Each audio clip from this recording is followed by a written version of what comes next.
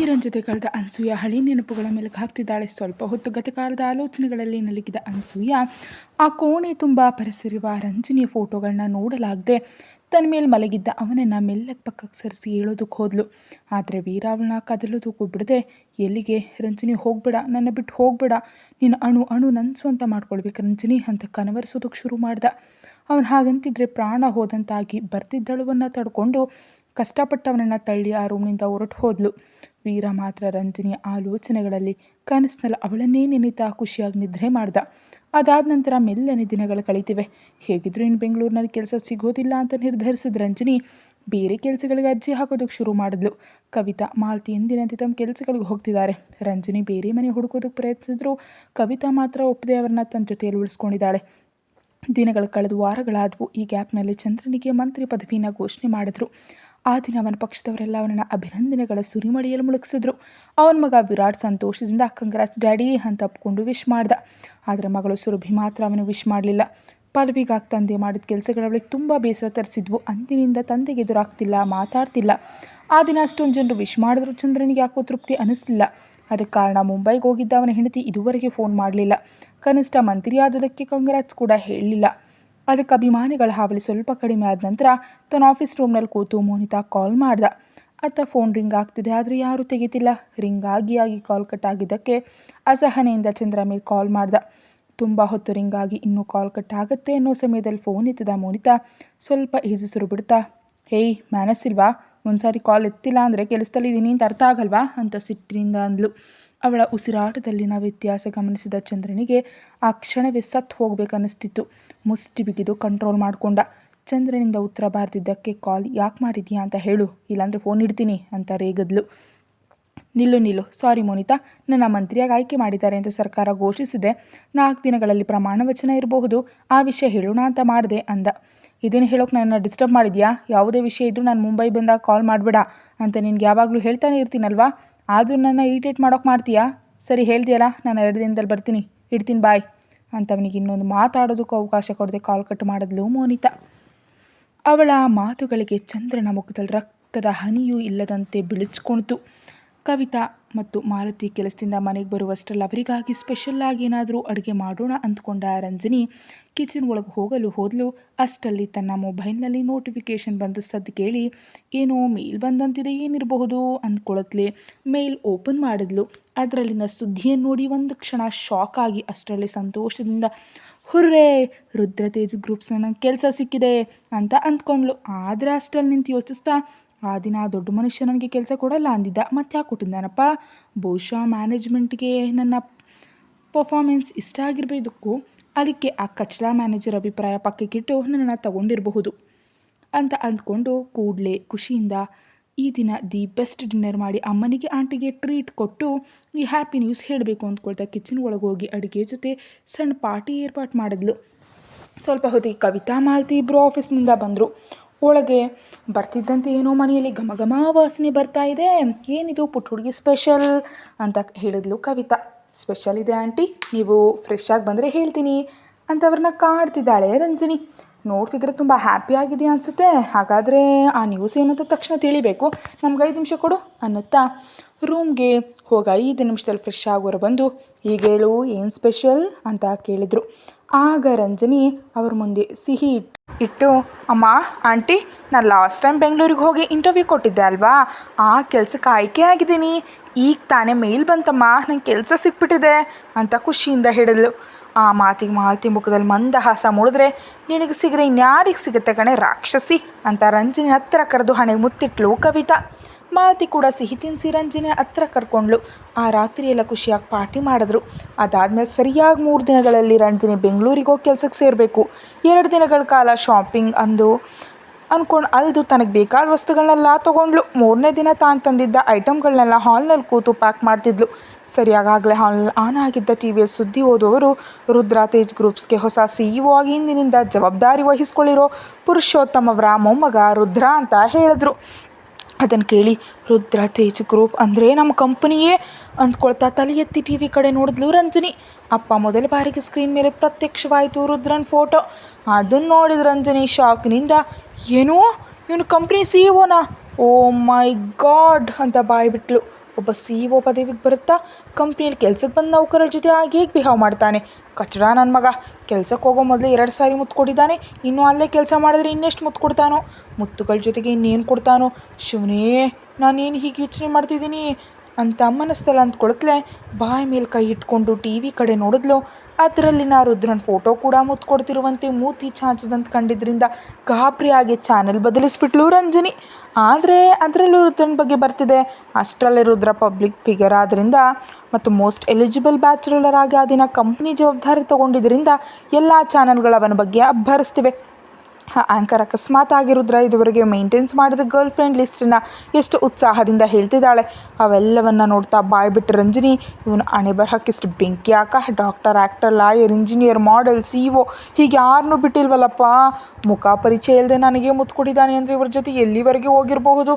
ಅಬ್ಬಾ, ಈತನ ಜೊತೆ ತುಂಬ ಡಿಸ್ಟೆನ್ಸ್ ಮೇಂಟೈನ್ ಮಾಡಬೇಕು. ಪೋಲಿ ಕೆಲಸ ಬಿಡೋಣ ಅಂದರೆ ಈ ಸಮಯದಲ್ಲಿ ಇನ್ನೊಂದು ಕೆಲಸ ಸಿಗೋದು ಕಷ್ಟ. ಹೇಗಾದರೂ ಮಾಡಿ ಈ ಕೆಲಸಕ್ಕೆ ಹೋಗಲೇಬೇಕು ಅಂತ ತನ್ನಲ್ಲಿ ತಾನು ಯೋಚಿಸ್ತಾ ಕಾಲ ಕಳೆದ್ಲು. ಮತ್ತೊಂದೆಡೆ ಬೆಳಗ್ಗೆ ರುದ್ರನ್ ಬಂಗ್ಲೆಯಲ್ಲಿ ಎಲ್ಲರೂ ಕೂತು ಬ್ರೇಕ್ಫಾಸ್ಟ್ ಮಾಡ್ತಿದ್ದಾರೆ. ಆಗ ರುದ್ರನ್ ತಾಯಿ ವಸುಂಧರ, ರುದ್ರ, ನಾನು ನಿನ್ಗೆ ಕೆಲವು ಸಂಬಂಧಗಳನ್ನ ನೋಡಿದ್ದೀನಿ ಕಣೋ. ಹೇಗೋ ಕಂಪ್ನಿ CEO ಆಗಿ ರೆಸ್ಪಾನ್ಸಿಬಿಲಿಟಿ ತೊಗೊಂಡಿದ್ಯಾ. ಇನ್ನು ಮದುವೆ ಆಗಿ ಪರ್ಸ್ನಲ್ ಲೈಫ್ ಕೂಡ ಹ್ಯಾಪಿಯಾಗಿ ಕಳೀತಿದ್ರೆ ಅದನ್ನು ನೋಡಬೇಕು ಅಂತ ಆಸೆ ಇದೆ ಕಣೋ ಅಂದ್ಲು. ರುದ್ರ ಏನೂ ಮಾತಾಡದೆ ತಿನ್ನುತ್ತಲೇ ಒಂದು ಸಣ್ಣ ನಗು ಕೊಟ್ಟ. ಆ ನಗುವಿನ ಅರ್ಥ ಏನು ರುದ್ರ? ನಮಗೂ ಇರುತ್ತೆ ಅಲ್ವಾ ನೀನು ಮದುವೆಯಾಗಿ ಮಕ್ಕಳು ಪಡೆದ್ರೆ ಅವ್ರ ಜೊತೆ ಆಟ ಆಡಬೇಕು ಅಂತ ಅಂದರು ವಸುಂಧರ. ನಿಮಗೆ ಮಕ್ಕಳು ಬೇಕು ಅಂದರೆ ನಾನು ಮದುವೆಯಾಗಿ ಕಷ್ಟಪಟ್ಟು ಹಡಿಬೇಕಾದ ಅಗತ್ಯ ಇಲ್ಲ. ಅನಾಥಾಶ್ರಮದಿಂದ ಒಂದು 4 ಜನರನ್ನು ತಂದ್ಕೊಂಡು ಆಟ ಆಡಿ ಅಷ್ಟೇ ಹೊರತು ಮದುವೆ ಮಕ್ಕಳು ಅಂತ ನೀವು ಕನಸು ಕಾಣ್ತಾ ಅದನ್ನು ನನ್ನ ಮೇಲೆ ಹೇರಬೇಡಿ. ನನಗೆ ನಿಜಕ್ಕೂ ಮದುವೆ ಮಾಡ್ಕೊಳ್ಳೋ ಉದ್ದೇಶವೇ ಇಲ್ಲ. ಒಂದು ವೇಳೆ ಇದ್ದರೂ ಆ ಚಾನ್ಸ್ ನಿಮಗೆ ಕೊಡಲ್ಲ. ಇಷ್ಟವಾದ ಹುಡುಗಿ ಸಿಕ್ಕರೆ ಕರ್ಕೊಂಬಂದು ನಿಮ್ಮ ಮುಂದೆ ನಿಲ್ಲಿಸ್ತೀನಿ. ಅಲ್ಲಿವರೆಗೆ ಈ ಟಾಪಿಕ್ ತರಬೇಡಿ ಅಂತ ಅಲ್ಲಿಂದ ಎದ್ದು ಹೊರಟೋದ ರುದ್ರ. ನೋಡಿದ್ರ ಮಾವಯ್ಯ, ಅವನು ಹೀಗೆ ಮಾತಾಡ್ತಿದ್ದಾನೆ ಅಂತ, ಅವನಿಗೆ ನಮ್ಮ ಅಭಿಪ್ರಾಯಗಳ ಬಗ್ಗೆ ಕಿಂಚಿತ್ತೂ ಗೌರವ ಇಲ್ಲ ಅಂತ ಅವನ ಮಾತಿನ ಅರ್ಥ ಅಂತ ರೋಷದಿಂದ ಅಂದ್ಲು ವಸುಂಧರ. ಅಲ್ಲಿವರೆಗೆ ಸುಮ್ಮನೆ ತಾಯಿ ಮಗನ ಸಂಭಾಷಣೆ ಕೇಳ್ತಿದ್ದ ಹಿರಿಯರು ಮೆಲ್ಲಗೆ ನಗ್ತಾ, ಕಂಪ್ನಿ ವಿಷಯದಲ್ಲೇ ನಮ್ಮ ಹಸ್ತಕ್ಷೇಪ ಇಷ್ಟಪಡಿದವನು ಮದುವೆ ವಿಷಯದಲ್ಲಿ ನಮಗೆ ಆಪ್ಷನ್ ಕೊಡ್ತಾನೆ ಅಂತ ಹೇಗೆ ಅಂದ್ಕೊಂಡೆ ವಸುಂಧರ?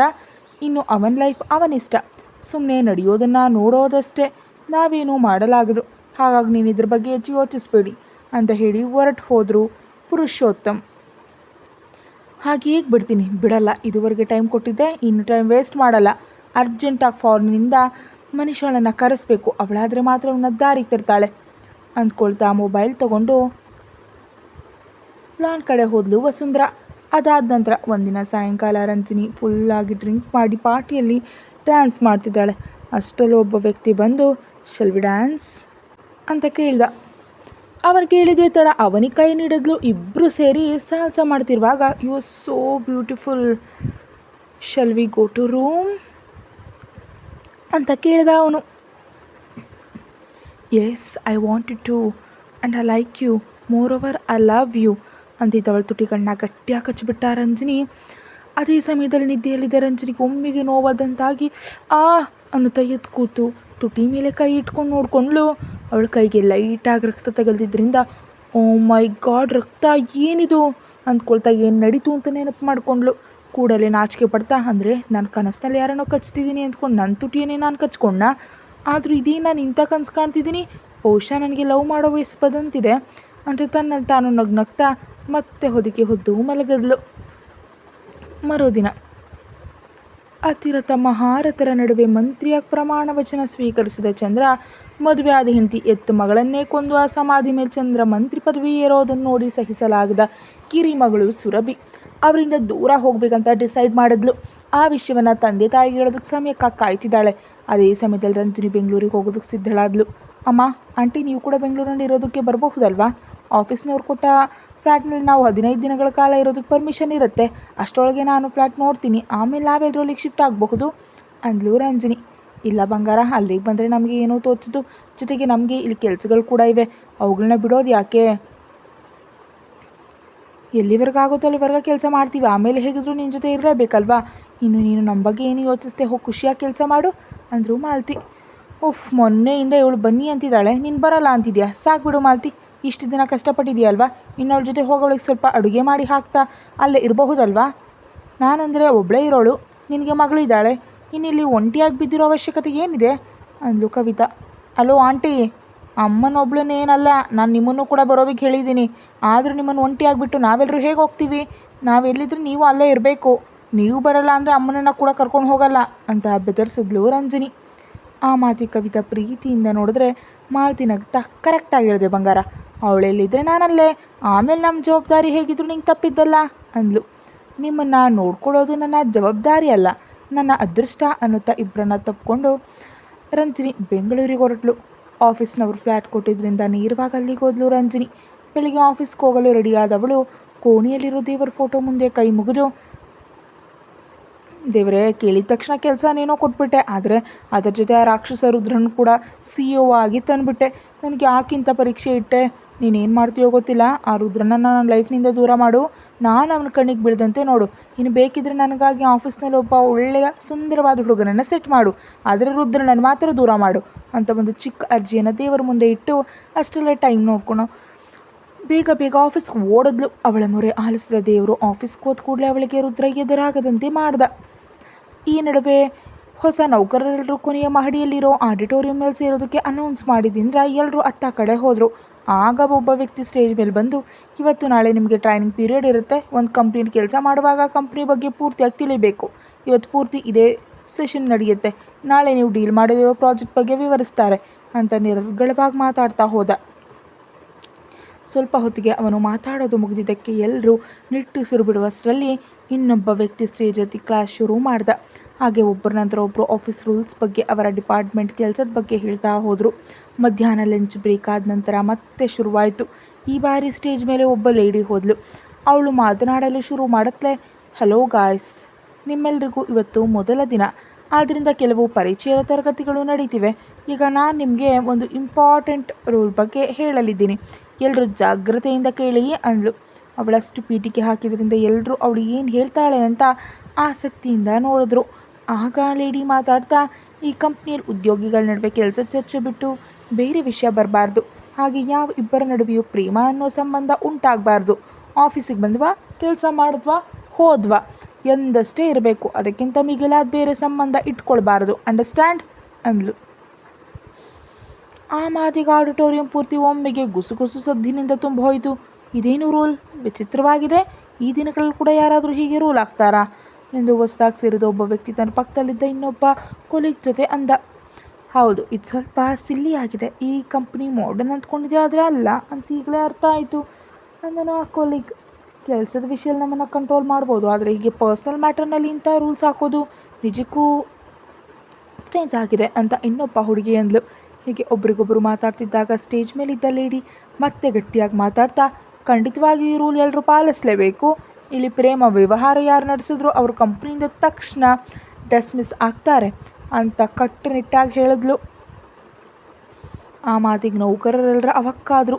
ಒಬ್ಬ ರಂಜನಿ ಮಾತ್ರ, ಇವ್ರ ಕಂಪ್ನಿಲಿ ಈ ರೂಲ್ ಹಾಕಿದ್ದಾರೆ ಅಂದರೆ ಈ ಕಂಪ್ನಿ CEO ಸಾಹೇಬರು ಮಾತ್ರ ವಾರಕ್ಕೊಂದು ಗರ್ಲ್ ಫ್ರೆಂಡ್ ಬದಲಿಸ್ತಾ ಕಂಡು ಹುಡುಗಿಯರನ್ನೆಲ್ಲ ಮುತ್ಕೊಡ್ತಾರೆ ಅಂತ ವ್ಯಂಗ್ಯವಾಗಿ ಅಂದ್ಕೊಂಡ್ಳು. ಇನ್ನು ಅದಾದಮೇಲೆ ಯಾರೂ ಮೀಟಿಂಗ್ ಅಷ್ಟು ಇಂಟ್ರೆಸ್ಟಾಗಿ ಕೇಳಲಿಲ್ಲ. ಆ ಗೊಂದಲದ ನಡುವೆ ಸಾಯಂಕಾಲ ಆಯಿತು. ಹಬ್ಬ ಅಂದ್ಕೊಳ್ತಾ ಅಲ್ಲಿಂದ ಎಲ್ಲರೂ ಹೊರ ಬಂದರು. ಆಗ ರಂಜನಿ ಜೊತೆ ನಡೆಯುತ್ತಾ ಕೆಳಗೆ ಬಂದು ಒಬ್ಬ ಹುಡುಗಿ ತನ್ನನ್ನು ತಾನು ಪರಿಚಯಿಸ್ಕೊಳ್ತಾ, hi my name is Lily ಅನ್ನುತ್ತಾ ಕೈ ಕುಲ್ಕೋದು ಕೈ ಚಾಚಿದ್ಲು. ಹಾಯ್ ಆಮ ರಂಜನಿ ಅನ್ನುತ್ತಾ ಅವಳ ಜೊತೆ ಕೈ ಕುಲ್ಕಿದ್ಲು. ನೈಸ್ ಟು ಮೀಟ್ ಯು, ನೀನು ಕೂಡ ನನ್ನ ಹಾಗೆ ಊರಿಗೆ ಹೊಸ್ದಾಗಿ ಬಂದಿದ್ಯಾ ಅಂತ ಕೇಳಿದ್ಲು. ಹೌದು ಅಂತ ಹೇಳಿದ್ಲು ರಂಜನಿ. ಓಹೋ, ಹಾಗಾದರೆ ನಿನಗೂ ನನ್ನ ಹಾಗೆ ರೂಮ್ ಕೊಟ್ಟಿರ್ಬೇಕಲ್ವಾ, ನಾವಿಬ್ಬರು ಇಲ್ಲಿಂದ ರೂಮ್ಗೆ ಹೋಗ್ಬೇಕಂದ್ರೆ ಕ್ಯಾಬ್ ಅರೇಂಜ್ ಮಾಡ್ಕೊಳ್ಬೇಕು ಅಂತ ಫೋನ್ ನೋಡ್ತಾ ಹೇಳಿದ್ಲು ಪಕ್ಕದಲ್ಲಿದ್ದ ಲಿಲಿ. ಹೌದಲ್ಲ, ನಾನು ಇನ್ನೂ ಬುಕ್ ಮಾಡಿಲ್ಲ ಎನ್ನುತ್ತಾ ಹ್ಯಾಂಡ್ ಬ್ಯಾಗ್ನಲ್ಲಿ ಮೊಬೈಲ್ ಹುಡುಕಿದ್ಲು. ಆದರೆ ಅದರಲ್ಲಿ ಮೊಬೈಲ್ ಕಾಣ್ತಿದ್ದಾಗ ಅವಳು ತಲೆ ಹಿಡ್ಕೊಳ್ತಾ, ಓ ಶಿವನೇ, ಮೊಬೈಲ್ ಆಡಿಟೋರಿಯಂನ ಟೇಬಲ್ ಮೇಲೆ ಬಿಟ್ಟು ಮರೆತು ಬಂದೆ, ಅಲ್ಲಿದೆಯೋ ಅಥವಾ ಯಾರಾದರೂ ಎತ್ಕೊಂಡಿದ್ದಾರೋ ಅನ್ನುತ್ತಾ ಮತ್ತೆ ಒಳಗೆ ಓಡಿದ ರಂಜನಿ ಗಡಿಬಿಡಿಯಿಂದ ಲಿಫ್ಟ್ ಹತ್ತಿದ್ಲು. ಆಡಿಟೋರಿಯಂ ಇದ್ದ ಫ್ಲೋರ್ಗೆ ಹೋದ ತಕ್ಷಣ ಲಿಫ್ಟ್ ಬಾಗಿಲು ತೆರೆದು ಓಡಿದ ರಂಜನಿ ಅನಿರೀಕ್ಷಿತವಾಗಿ ಎದುರಿಗೆ ಬಂದ ಒಬ್ಬ ವ್ಯಕ್ತಿಗೆ ಡಿಕ್ಕಿ ಹೊಡೆದು ಅವನ ಮೇಲೆ ಬಿದ್ದಲು. ಸಡನ್ನಾಗಿ ಅವಳು ಮೇಲೆ ಬಿದ್ದಿದ್ದರಿಂದ ನಿಲ್ಲಲಾಗದೆ ಅವನು ಕೂಡ ಹಿಂದೆ ಬಿದ್ದ. ಹಾಯ್ ಡಿಯರ್ಸ್, ಈ ಸ್ಟೋರಿಯಲ್ಲಿ ಆಲ್ಮೋಸ್ಟ್ ಎಲ್ಲ ಕಾಂಪ್ಲಿಕೇಟೆಡ್ ಕ್ಯಾರೆಕ್ಟರ್ಗಳೇ ಇರುತ್ತವೆ. ನೀವು ಹೊರಗಡೆ ನೋಡುವಂಥ ಕ್ಯಾರೆಕ್ಟರ್ಗಳೇ ಇರುತ್ತವೆ. ನೀವು ಒಪ್ಪಲಿ ಬಿಡಲಿ, ಸೊಸೈಟಿಯಲ್ಲಿ ನನ್ನ ಸ್ಟೋರಿಯಲ್ಲಿರೋ ಕ್ಯಾರೆಕ್ಟರ್ಗಳು ಖಂಡಿತ ಇರ್ತಾರೆ. ಈ ಸ್ಟೋರಿಯಲ್ಲಿನ ಕ್ಯಾರೆಕ್ಟರ್ಗಳು ವಾಸ್ತವಕ್ಕೆ ಬಹಳ ಹತ್ತಿರವಾಗಿ ಬಿಹೇವ್ ಮಾಡ್ತಾರೆ. So be prepared. ಮೊದಲೇ ಹೇಳ್ತಿದ್ದೀನಿ, ಕ್ಯಾರೆಕ್ಟರ್ಗಳು ಸ್ವಲ್ಪ ವಿಚಿತ್ರವಾಗಿರುತ್ತವೆ, ಹೀರೋಯಿನ್ ಕ್ಯಾರೆಕ್ಟರ್ ಕೂಡ ಸೇರಿದಂತೆ ಎಲ್ಲವೂ ಸ್ವಲ್ಪ ಕಾಂಪ್ಲಿಕೇಟೆಡ್ ಆಗಿ ಡಿಫಿಕಲ್ಟ್ ಆಗಿ, ಇನ್ನು ಹೇಳಬೇಕಂದ್ರೆ ಇದಕ್ಕಿಂತ ಮೊದಲು ಎಂದು ನಾನು ಬರೆಯೋದ ರೀತಿಯಲ್ಲಿ ಇರುತ್ತವೆ. ಸಡನ್ನಾಗಿ ಅವಳು ಮೇಲ್ ಬಿದ್ದಿದ್ದರಿಂದ ನಿಲ್ಲಲಾಗದೆ ಅವನು ಕೂಡ ಹಿಂದೆ ಬಿದ್ದ. ಕೆಳಗೆ ಬಿದ್ದು ಹೋಗ್ತೇನೆ ಎನ್ನೋ ಭಯದಲ್ಲಿ ಅವನನ್ನು ಗಟ್ಟಿಯಾಗಿ ಹಿಡ್ಕೊಂಡು ಕಣ್ಮುಚ್ಚಿದ ರಂಜನಿ ಸ್ವಲ್ಪ ಹೊತ್ತು ಹಾಗೆ ಇದ್ದುಬಿಟ್ಳು. ಅವಳು ಹೇಳದೇ ಇದ್ದಾಗ ಹಲೋ ಮಿಸ್, ಎಕ್ಸ್ಕ್ಯೂಸ್ ಮೀ ಅಂತ ಕೇಳ್ದ ಆ ವ್ಯಕ್ತಿ. ಆ ಧ್ವನಿಗೆ ಮೈ ಮರೆತ ರಂಜನಿ ಮೆಲ್ಲನೆ ಕಣ್ತೆರೆದು ತಲೆ ಎತ್ತಿ ಅವನ ಕಡೆ ನೋಡಿದ್ಲು. ಆ ಮರುಕ್ಷಣವೇ ಕಣ್ಣು ದೊಡ್ಡದು ಮಾಡಿ ಆಶ್ಚರ್ಯದಿಂದ ನೋಡ್ತಾ, ಇವನೇನಿಷ್ಟು ಸುಂದರವಾಗಿದ್ದಾನೆ, ಕೂಲಾಗಿ ಲವರ್ ಬಾಯ್ ಇಮೇಜ್ಗೆ ಪರ್ಫೆಕ್ಟಾಗಿ ಸೆಟ್ ಆಗ್ತಾನೆ.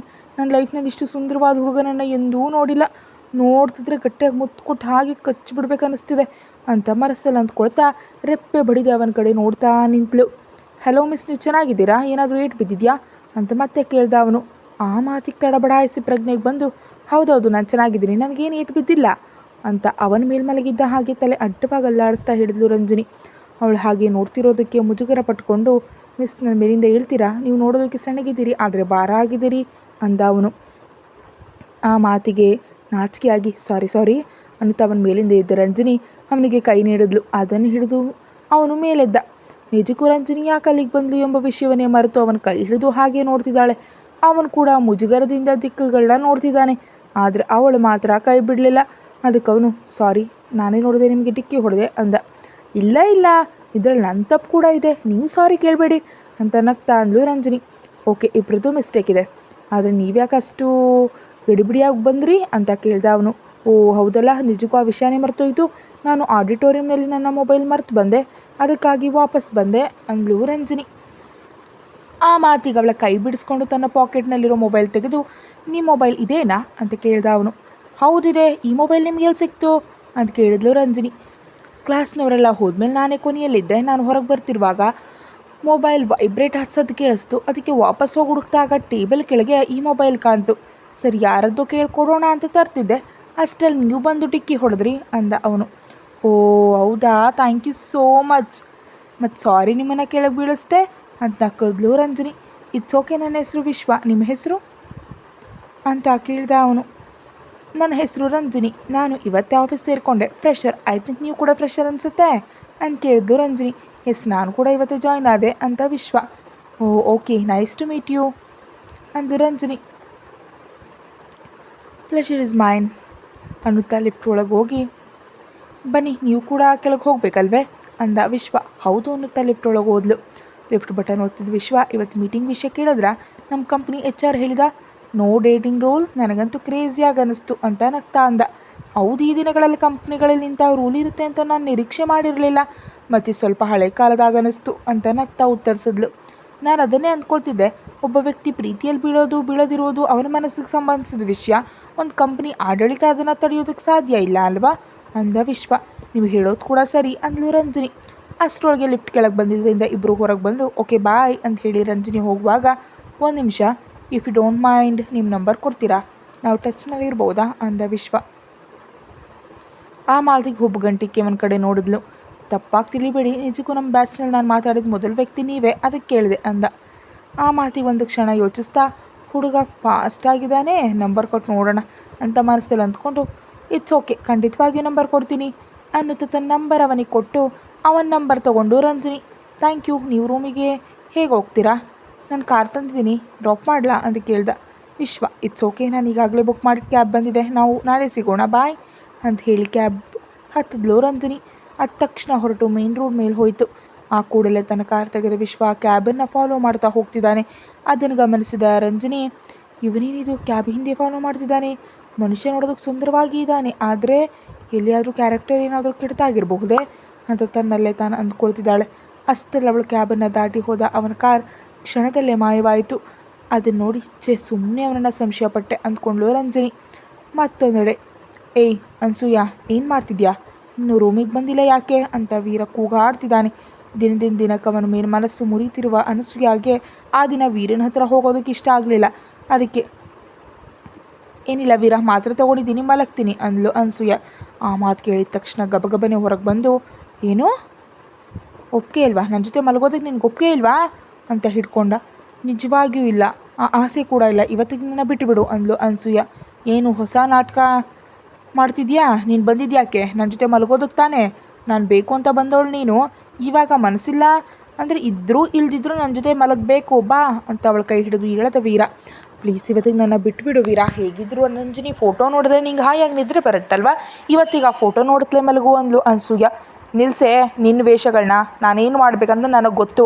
ನೀನು ಹೇಳೋ ಅಗತ್ಯ ಇಲ್ಲ. ಮರ್ಯಾದೆಯಿಂದ ಬರ್ತೀಯೋ ಇಲ್ವೋ ಅಂತ ಅವಳ ಕೈ ಹಿಡಿದು ಗಟ್ಟಿಯಾಗಿ ಹೇಳ್ದ ಅವನು. ಕೂಡಲೇ ಅವನ ಕೈ ಬಿಡಿಸ್ಕೊಳ್ತಾ, ಬರಲ್ಲ ಅಂದರೆ ಅರ್ಥ ಆಗಲ್ವ ವೀರ? ಎಷ್ಟು ಸಾರಿ ಹೇಳಬೇಕು ನನಗೆ ಮೈ ಹುಷಾರಿಲ್ಲ ಅಂತ ರೇಗಿದ್ಲು ಅನಸೂಯ. ಕತೆ ಮುಂದುವರಿಯುತ್ತೆ. ಹೆಚ್ಚಿನ ವೀಡಿಯೋಗಾಗಿ ಚಾನಲ್ಗೆ ಮೆಂಬರ್ಶಿಪ್ ತಗೊಳ್ಳಿ. ಇದರಿಂದ ವೀಡಿಯೋ ಮೊದಲೇ ನೋಡಿ. Thank you.